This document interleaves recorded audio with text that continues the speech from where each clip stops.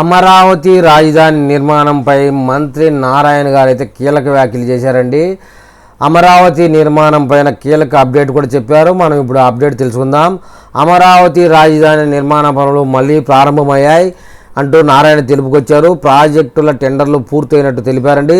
90% పనులకు టెండర్లు పూర్తయ్యాయని, 186 భవనాలు సిద్ధంగా ఉన్నాయని వెల్లడించారు. అమరావతి రాజధాని నిర్మాణ పనులు మళ్ళీ శరవేగంగా ఊపందుకున్నాయి.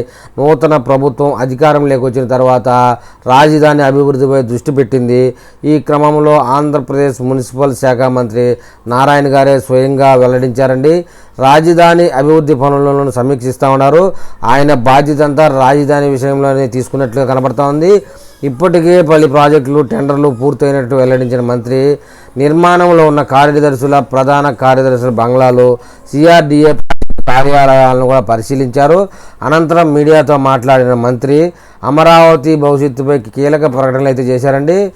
ఏపీకి మాత్రమే రాజధాని లేని రాష్ట్రంగా ఉంది.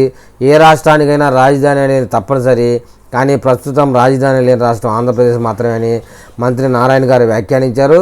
గతంలో అయితే 43,000 కోట్లతో టెండర్లు పిలిచామని గుర్తు చేస్తూ అధికారులు, ఎమ్మెల్యేలు, ఎమ్మెల్సీలు, ఆల్ ఇండియా సర్వీస్ అధికారుల భవనాల నిర్మాణంలో దాదాపు పూర్తయిందని తెలిపారు. కానీ గత ప్రభుత్వ హయాంలో ఈ పనులన్నీ పూర్తిగా ఆగిపోయాయని మంత్రి నారాయణ ఆరోపించారు. అమరావతిని అభివృద్ధి చేయకుండా ఉద్దేశపూర్వకంగా నిర్లక్ష్యం వహించారని, కానీ ఇప్పుడు పరిస్థితి మారిపోయిందని, మేము పనులు మళ్ళీ ప్రారంభించామని చెప్పుకొచ్చారు. ప్రజలకు ఇచ్చిన హామీలన్నీ నిలబెట్టుకుంటామని స్పష్టం చేశారండి. కూటమి ప్రభుత్వం అధికారంలోకి వచ్చిన తర్వాత అనేక ఇబ్బందులు ఎదురయ్యాయని, రాజధాని నిర్మాణానికి సంబంధించిన పలు సమస్యలు ఎదురైనట్లు మంత్రి తెలిపారు.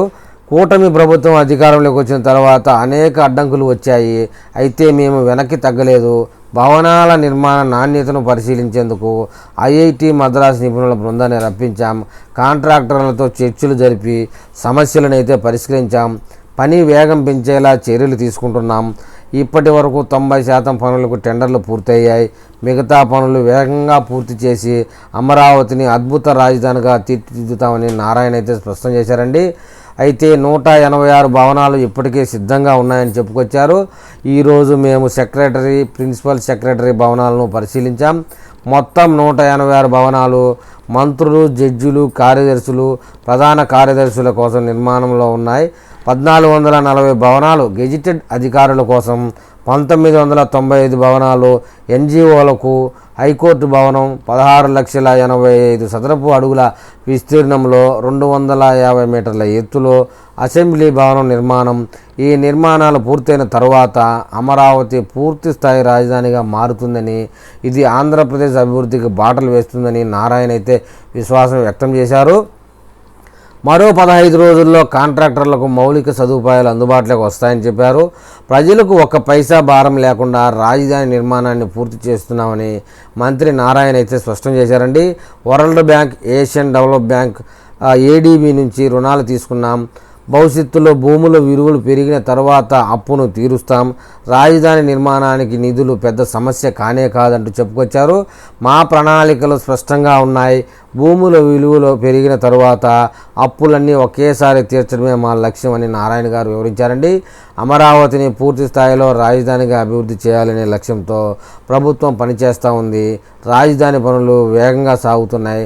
ప్రజలకు అందుబాటులోకి తెచ్చే రోజు ఎంతో దూరంలో లేదంటూ నారాయణ గారు హామీ ఇచ్చారండి. ఏది ఏమైనా మన మంత్రి నారాయణ గారు రాజధాని నిర్మాణ వేగం విషయంలో ఆయన 24 గంటలు అక్కడే పనిచేస్తూ ఉన్నట్లు, దాని మీదనే దృష్టి సారిస్తూ ఉన్నట్లు మనకైతే అర్థమవుతూ ఉంది. మరి ఈ విషయమై రాజధాని ప్రజలు ఏమని కామెంట్ చేస్తారో చూద్దాం.